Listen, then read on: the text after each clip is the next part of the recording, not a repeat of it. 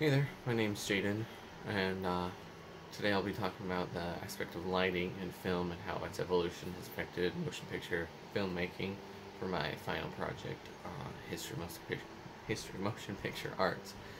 So first of all, watching films is a visual experience, and that much everybody knows. It was proven back when silent films were popular that we didn't necessarily need dialogue between people to enjoy what we're watching.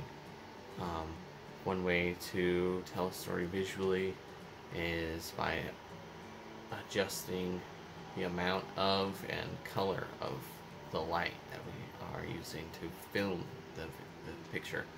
Um, Making simple adjustments to mimic a time or place, we can then instill a feeling on our audience, whether it's like Do the Right Thing that we watched this week by Spike Lee, where his digital cinematographer Ernest Dickerson made the whole setting feel scorching hot by using lights and editing to make it look very red and orange throughout the entire film.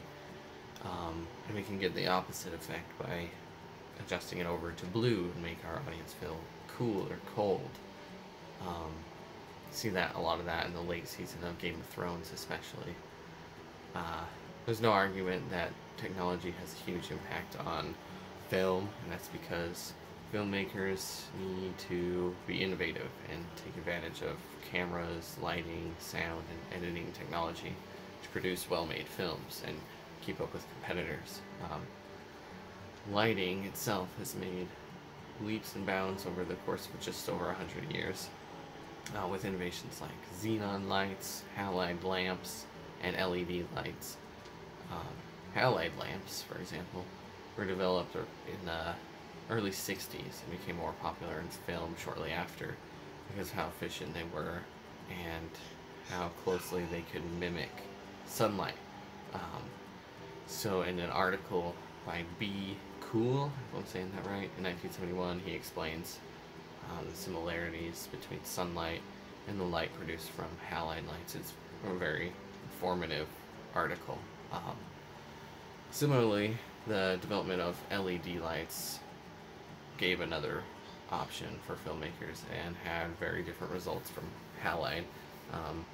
In an interview with Jonathan Harrison, who's a digital cinematographer most known for his film Horizon, he explains to Dan Meier that he enjoys using LED lights over all else because, and I quote here, one of the problems in the past has been is that we had two light sources, and only two light sources. We had tungsten lights, classic incandescent studio lights, or we had HMI, which were the classic daytime lamps, which you've probably seen being used on streets for feature films.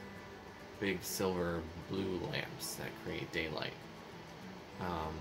LED, however, allows you to dim without changing the color, and for that reason he uses them more often now. Another benefit to LED lights is that with the technology that they use to produce light, it can be very small and compact, which makes it much more convenient. Consistent innovations like that allow